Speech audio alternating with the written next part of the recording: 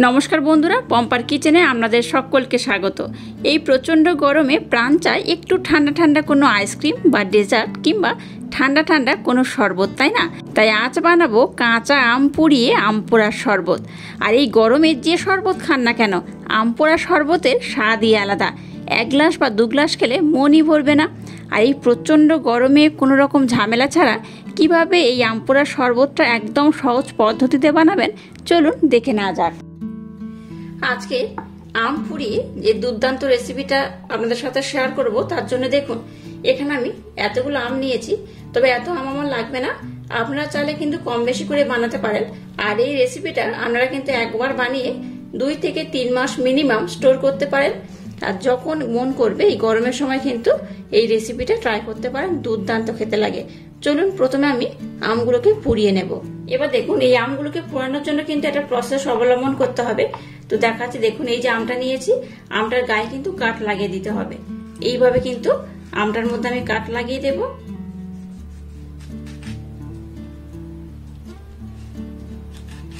এই দেখুন, যতটা সম্ভব আমটার গায়ে একটু এইভাবে কাঠ লাগিয়ে দেবেন, তাহলে কিন্তু আমটা খুব তাড়াতাড়ি পুড়তে সুবিধা হবে। আর ভিতরের পোর্শনও কিন্তু বেশ পুড়ে পুড়ে যাবে, খেতেও ভালো লাগবে। এইভাবে আমি কাঠ লাগিয়ে দেব। এবার দেখুন গ্যাসটা জ্বেলে দিয়েছি, আর এইরকম কিন্তু একটা জালতি আমি বসিয়ে দিয়েছি। এবার যে আমগুলোকে আমি দেখুন কাঠ লাগিয়ে দিয়েছি, সেই আমগুলোকে এর মধ্যে দিয়ে দেব।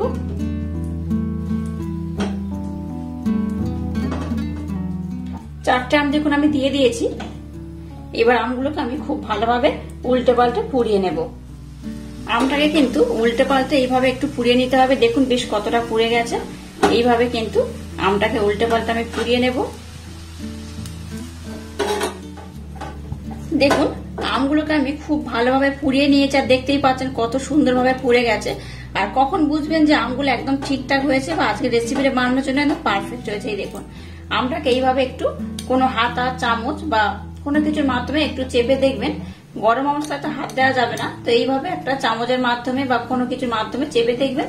এটা কিন্তু বেশ নরম হয়ে গেছে। এই দেখুন, দেখে বুঝতেই পারছেন একদম নরম হয়ে গেছে।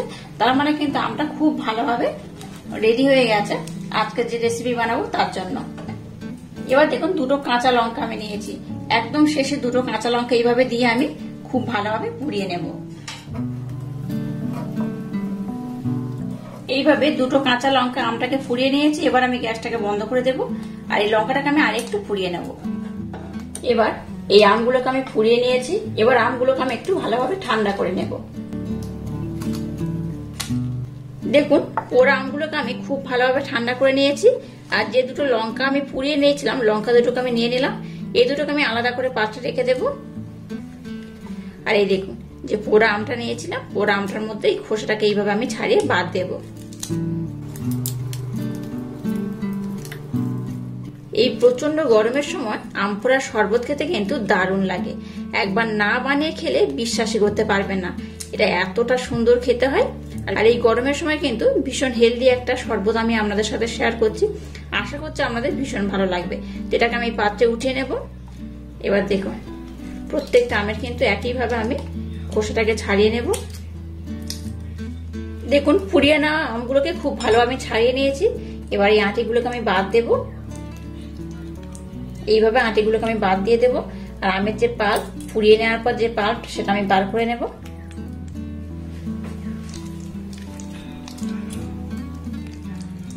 দেখুন পাল্পের সাথে এই কাঁচা লঙ্কাটাকে আমি নিয়ে নিয়েছি।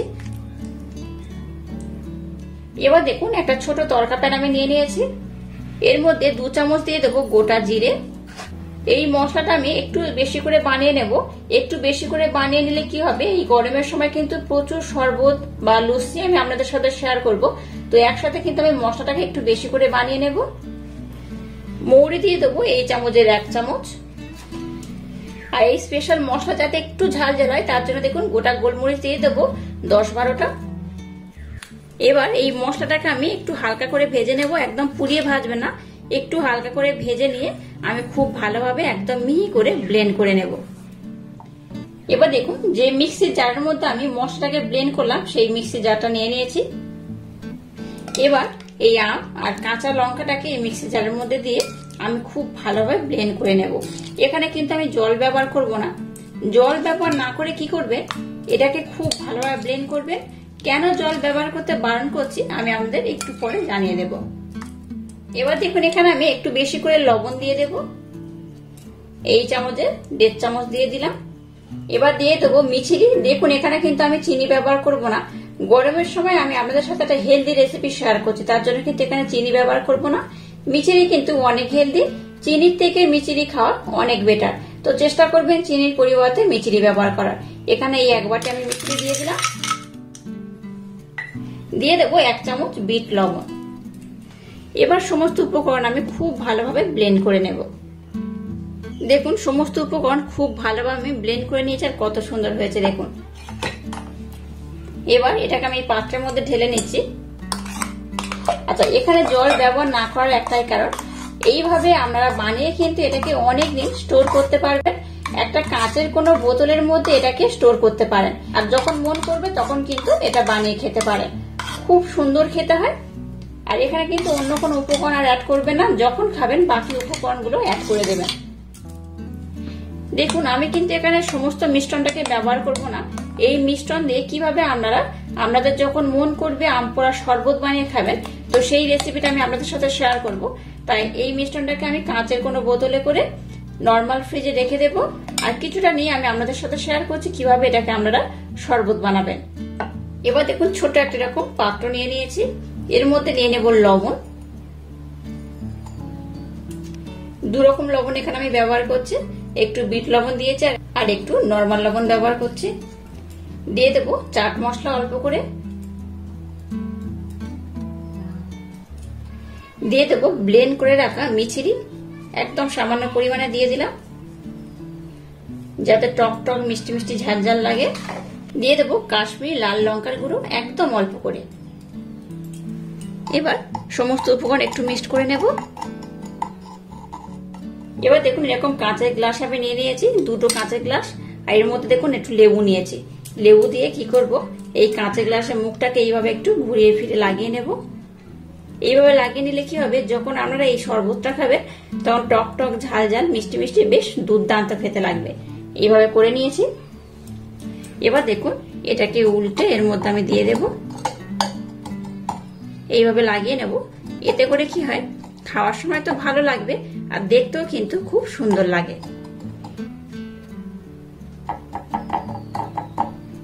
এই দেখুন মুখটা কত সুন্দর হয়েছে দেখুন। একইভাবে আর একটা গ্লাস আমি নিয়ে নেব,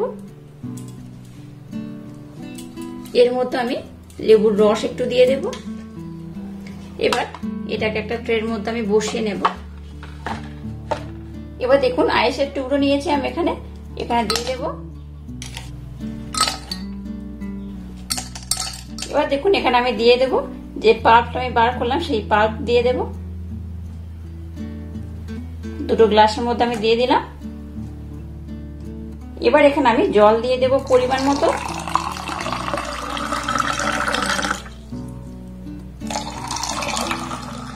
এবার নিয়েছি গন্ধরাজ লেবু। গন্ধরাজ লেবু এখানে আমি দিয়ে দেবো একটু করে।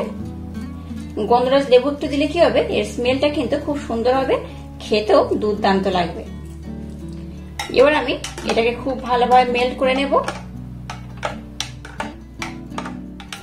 আম পোড়ার শরবতটা আমি যেভাবে বানাচ্ছি আমার মতো অবশ্যই একবার ট্রাই করবেন, দেখবেন দুর্দান্ত খেতে হয়। একবার যদি এইভাবে গরমের সময় বানিয়ে খান দেখবেন আপনাদের বারবার খেতে ইচ্ছা হবে। এবার যে ভাজা মশলাটাকে বানিয়েছি এইভাবে উপর থেকে আমি দিয়ে দেব। এইভাবে দিয়ে দেখবেন খুব সুন্দর স্মেলটা হয়, খেতে হয় দুর্দান্ত। আবার উপরতে আমি 2টো বরফের টুকরো দিয়ে দেব। আজকের আম পোড়া লস্যি দেখুন একদম রেডি করে নিয়েছি, আর কত সুন্দর হয়েছে দেখুন। এটা তো দেখতে সুন্দর হয়েছে, খেতে কিন্তু ভীষণই অপূর্ব। এটা একবার গরমের সময় খেয়ে দেখবেন, গরম থেকে কিন্তু বেশ ভালো রকমই তৃপ্তি পাবেন। চেষ্টা করবেন একটু ঠান্ডা ঠান্ডা এই আম পোড়া লস্যিটা খাওয়ার জন্য। দুপুরে কিন্তু এই লস্যিটা খেলে ভীষণ উপকার, আর খেতেও দুর্দান্ত হয়। এটা খেয়ে আমি বলছি কতটা সুন্দর হয়েছে, দুর্দান্ত খেতে হয়েছে, অসম্ভব সুন্দর খেতে হয়েছে। আপনারা বাড়িতে যদি আমার মতো একবার ট্রাই করেন অবশ্যই কমেন্ট করে জানাবেন একদম সিম্পল পদ্ধতিতে আজকের আম পোড়া শরবতের রেসিপি আপনাদের কেমন লাগলো। আর আজকের রেসিপিটা যদি আপনাদের ভালো লাগে তাহলে চ্যানেলটাকে লাইক, শেয়ার, কমেন্ট এবং সাবস্ক্রাইব করবেন, আর পাশে থাকা বেল আইকনটা প্রেস করে দেবেন। তাহলে টাটা, আবার দেখা হচ্ছে নতুন কোনো রেসিপি নিয়ে।